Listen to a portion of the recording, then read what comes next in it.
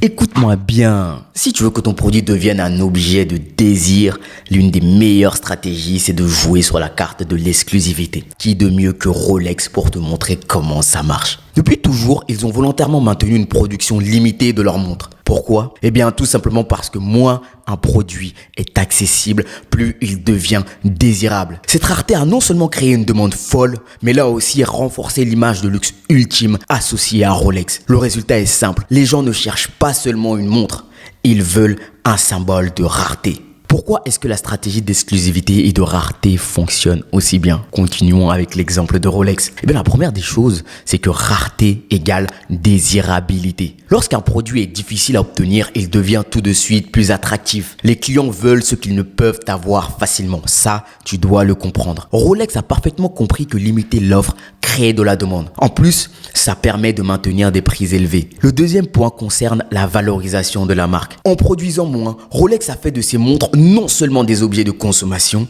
mais des symboles de statut. Posséder une Rolex, c'est montrer que tu appartiens à un cercle restreint. Cette stratégie de rareté a permis à la marque de cultiver une aura de prestige inégalée. Le troisième point, c'est que les clients sont prêts à tout. Les gens sont prêts à payer plus cher pour attendre longtemps pour obtenir un produit exclusif. Ça, tu le sais avec l'exemple d'Apple. Cette attente renforce l'idée que le produit est spécial. Pour Rolex, ça a créé une fierté d'appartenance chez les clients. Et bien maintenant, je suis sûr que tu es en train de te dire, oui, c'est bien beau, c'est cool de parler de stratégie de rareté, mais comment est-ce que l'on fait? Le premier point, limite la disponibilité. Que ce soit dans la production, les stocks ou même un accès restreint à certains clients, crée de la rareté autour de ton produit. Lorsque tu crées de la rareté autour de ton produit, cela peut te permettre de le rendre plus désirable. Que ce soit par exemple à travers des éditions limitées ou des accès VIP, fais en sorte que tout le monde ne puisse pas facilement obtenir ton produit. Le deuxième point, créer un sentiment d'urgence. Annonce des stocks limités ou des offres spéciales disponibles pour une durée limitée. Psychologiquement, les gens sont plus enclins à passer à l'action quand ils sentent que l'opportunité pourrait disparaître à tout moment. Le troisième point,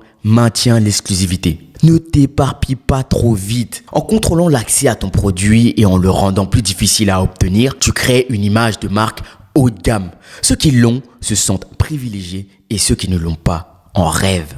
Grosso modo, si tu veux que ton produit devienne quelque chose que tout le monde désire, mais que peu peuvent avoir, mise sur la rareté et l'exclusivité. Limite l'accès ou la production, par exemple, et tu verras que les gens seront prêts à tout pour l'obtenir. Cette stratégie non seulement augmente la valeur perçue, mais elle attire également des clients qui recherchent des produits rares et spéciaux. Et ça, c'est la clé pour créer un produit de luxe.